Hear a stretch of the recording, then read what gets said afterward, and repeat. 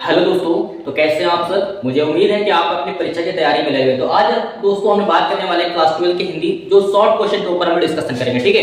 और ये आपको पता है ये धूम मचाने वाला वीडियो है लेक्चर, और इस लेक्चर 3 है दोस्तों, पार्ट 3 और धूम मचाने वाले वीडियो का 3 वीडियो बनने वाला है।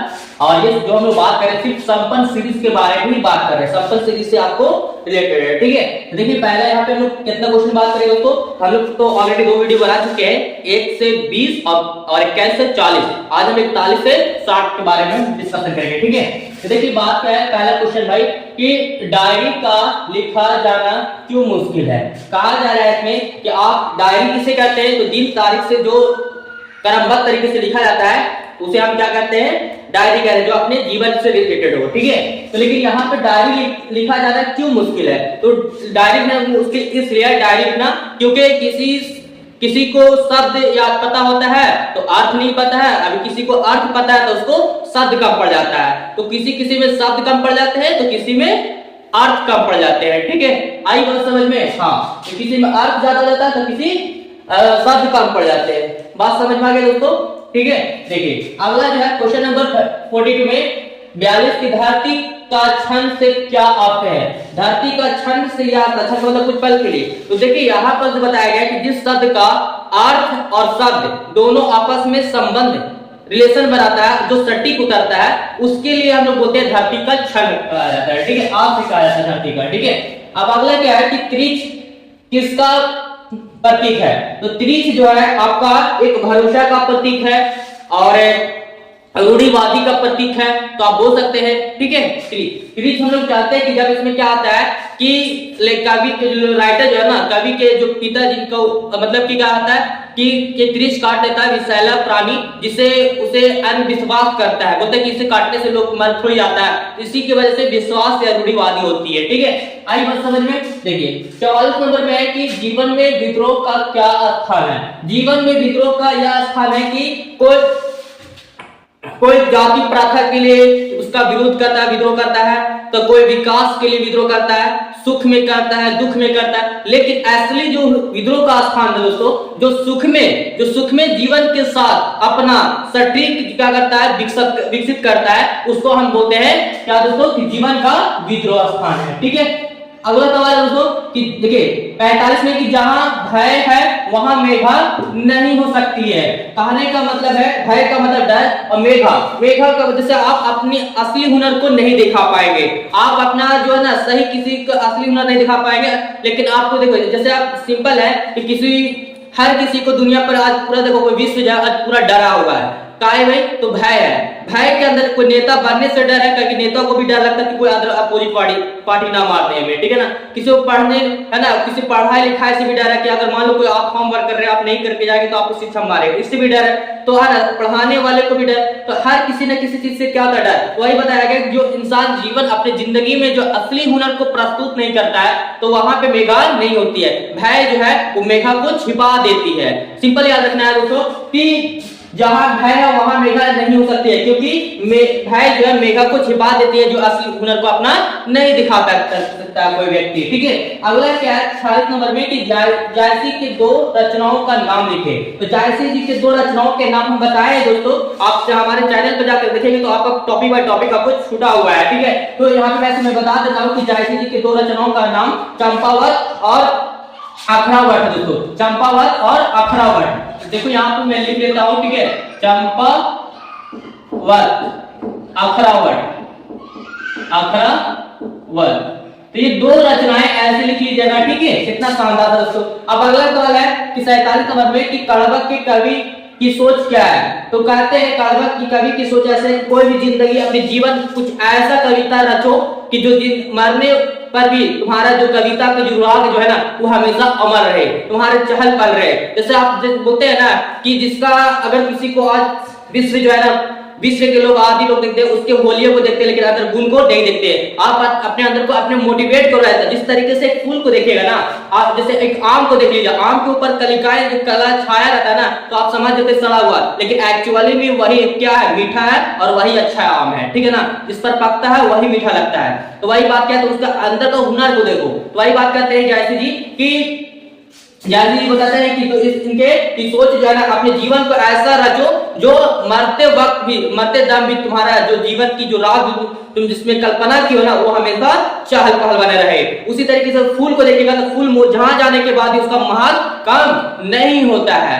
वही बात यहाँ पे बताया गया है, ठीक है। इसकी सोच कालबक में मलिक मोहम्मद जायसी यही कहते हैं, ठीक है। अगला सवाल है दोस्तों कि 48 में 48 में कि जायसी रचित पहले कटक में कलंक कांच का और कंचन से क्या तात्पर्य है। कंचन का मतलब आभूषण होता है दोस्तों, और यहाँ पे देखिए कटक का मतलब होता है यहाँ पे बोल सकते हैं कनक बोलो, कटक लिखा है यहाँ पे कनक का मतलब सोना।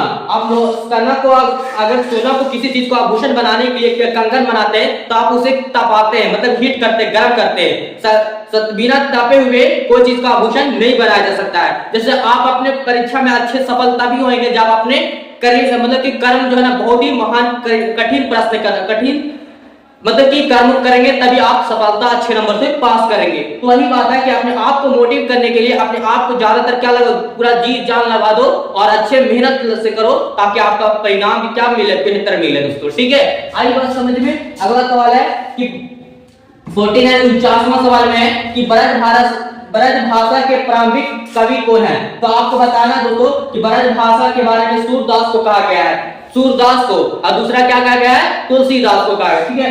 आई बात समझ में। यहाँ पे क्या बताया गया दोस्तों, सूरदास। तो आप बता दीजिएगा कि ब्रज भाषा के प्रारंभिक कवि जो है सूरदास है। बस इतना आप सोचो ऐसा है कि इतना छोटा छोटा लिखेंगे तो क्या नंबर मिल जाएगा, बिल्कुल मिल जाएगा। आप जितना सवाल कहेगा उतना ही देना उत्तर आपको देना होगा, ठीक है।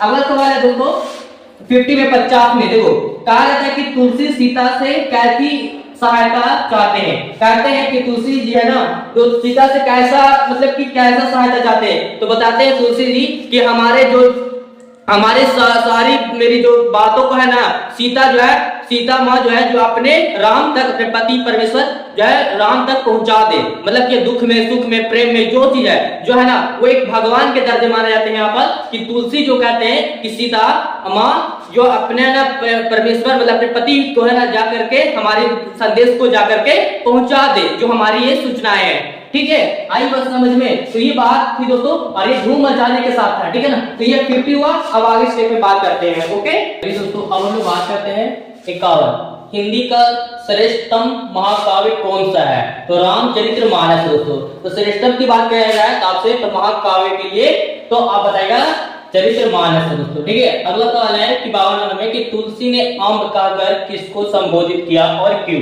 तो तुलसी ने अम्ब कहकर सीता माँ को संबोधित किया क्योंकि अपने उसके जरिए ही अपने सारी कल्पना जो इतनी सारी बातों को वो सीता माँ अपने पिता परमेश्वर राम तक पहुंचाने की आज्ञा देते हैं, ठीक है। मतलब कि तुलसी जो है वो अपने सीता को अम्ब कहकर सारी बातों को क्या करते हैं, संबोधित करते हैं, ठीक है। अगला क्या है 53 में कि तुलसी की भूख किस वस्तु की है।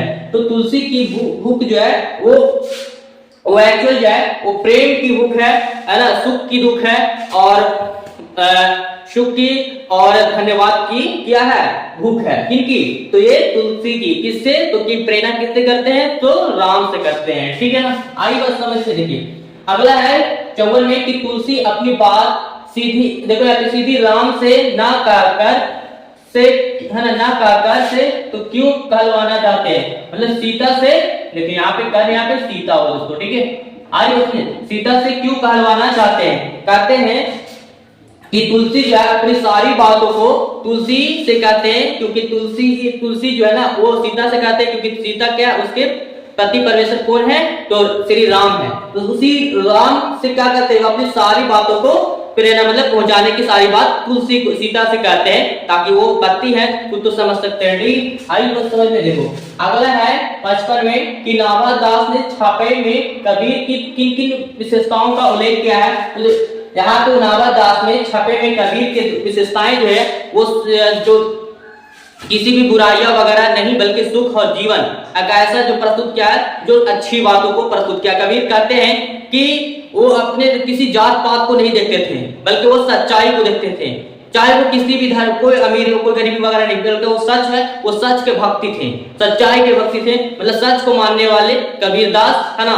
अब देखिए भक्ति काल के थे, तो यहाँ पे समझिए, और ये विशेषताएं जो ना, ये जो विशेषताएं इस पर कबीरदास के द्वारा आधारित किया गया, बताया गया। ठीक है, अगला है कि 56वें कि छत्रसाल की तलवार कैसी है वर्णन कीजिए। तो छत्रसाल की तलवार जो है वो ऐसे है दोस्तों कि जैसे सूरज का प्रकाश की किरण जो है ना, जो मतलब कि किस तरीके से पूरा किरण जो है जो जिस तरीके से जो अंधेरे को काटते हुए पार कर जाती है उसके बारे में। ठीक है, तो उसकी तरह ही हमारी छत्रसाल बोलते हैं कि हमारी तलवार की मतलब कि उसका उदाहरण देते हैं उसका। ठीक है, जो हमारे उसी तरीके से हमारे जो तलवार ऐसा है जो शत्रुओं के दुश्मन का ना सर जो है ना छक छक काट सकती है, इतना इस तरीके से है। ठीक है, तो वही बात कहते हैं कि छत्रसाल की तलवार जो सूरज के प्रकाश की किरण जो है ना वो चीरते हुआ पूरा अंधेरे को काटते हुआ पार कर जाती है, उसी तरीके से हमारी तलवार की क्या है उसका उदाहरण देते हैं इस तरीके से एग्जांपल में। देखिए अगला सवाल है दोस्तों 57 में कि शिव जी की भूषण ने मृगराज से क्यों की है। तो शिवाजी को बताया गया है, शिवाजी की भूषण ने मृग से किया है, क्योंकि भाई बताते हैं शिवाजी है ना वो जिससे मृग मतलब होता है जंगल का राजा को बोलते हैं, शेर को बोलते हैं। वो शेर जब जाता है ना तो देखते छोटे मोटे गिरा वगैरह सब दूर फैल जाता है, उसी तरीके से बोलते हैं कि मेरा छत्रसाल शिवाजी बोलते हैं कि इसी तरीके से हम है, मेरे सामने जब आते हैं तो मेरे दुश्मन जो ना छितरी मतलब कि सब फैल जाता है, उसी तरीके से मैं इसका क्या करते हैं उसका एग्जाम्पल लेता उदाहरण देते हैं। ठीक है ना, तो जिस तरीके से शेर मृग जो है छोटे मोटे जो है ना वो खा जाता है, मतलब कि उसका डर से छिप जाता है, सब इधर उधर हो जाता है, उसी तरीके से शिवाजी के बारे में बताते हैं कि मेरा शत्रु मेरे दुश्मन भी है ना मुझे देख करके इस तरीके से मतलब कि गायब हो जाते हैं मेरे नजरों से, नहीं तो फिर उसको लाश से बिछा देता है। आइए तो समझ में देखो अगला क्या है कि 58 में कि हृदय की बात का क्या अर्थ है। कहते हैं इसमें तुमुल कुलाहल कला में, मतलब इस भाग दौड़ी दुनिया में शोरगुल इधर हल्ला उधर हल्ला हो रहे हैं, लेकिन चारों दिशाओं की दिशा में क्या पूरा हल्ला है, पूरा शोरगुल है, लेकिन आज मेरा दुख है। देखो दुख जो है ना सारी दुनिया के लिए खुशी है, उजाला है, रोशन है, लेकिन मेरा दुख जो है ना अब अपने दिल के दुख दर्द का ना अब अपने हृदय की बात रहे मन, मतलब अपने मन की जो हृदय जो है ना अपने मन को हम खुद समझाते हैं। मेरा दुख जो दर्द जो है ना हम उस हृदय का इलाज मेरा मन खुद करता है, यही बात कहते हैं। ठीक है ना, सारे दुख दर्द का मेरे लिए क्या है मन ही, मेरा हृदय ही क्या अपनी बात रे मन, हृदय की बात रे मन, मेरा हृदय जो है ना मेरा खुद उस इलाज करने का बताया गया है हृदय। आगे क्या देखिए 59 में कि जयशंकर प्रसाद किस काव्य धारा की कवि माने जाते हैं। तो छायावादी दोस्तों, क्या है छायावादी, तो पूछा जाएगा किस धारा के काव्य, तो छायावादी बताना है दोस्तों, छायावादी। ठीक है, अगला सवाल है 59 तो अब 60 नंबर में पुत्र का छौना कहने में क्या भाव छिपा है, उद्घाटित करें। मतलब कहने का मतलब है कि पुत्र छौना, हर एक छोटे जैसे छौना कहा गया हिरण के बच्चों को, हर एक छौना होता है हिरण के बच्चे को, मतलब उसकी माँ जो बहुत ही लाड प्यार से पालती है कि नहीं बचपन, उसी तरीके से जैसे चोट वगैरह ना लगे इस तरीके, तो उसी तरीके से मानव का एक चरित्र, एक छोटा बच्चा, एक बच्चा होता है ना उसको भी माँ बाप जो है ना बहुत दुलार के माँ बाप है ना बहुत प्यार से रखते हैं। एक छौना है, उसके लिए छौना का मतलब छौक है, और ऐसे भी समझ सकते हैं कि छौना इसलिए कहा गया है कि पुत्र को, कि आगे चल करके माँ बाप का क्या बनेगा, वो सहारा बनेगा दोस्तों, कि आने वाले जीवन में वो एक चिराग बन जाएगा। ठीक है, आई बात समझ में। तो ये सारे के सारे मैंने इस शॉर्ट क्वेश्चन में बताया दोस्तों। तो अगला इसी तरीके से धूम मचाने वाले वीडियो में लेक्चर 4 आने वाला है, तो आप हमारे वीडियो पर इसी तरीके से बने रहे। फिर मिलते हैं नए वीडियो के साथ। ओके, धन्यवाद।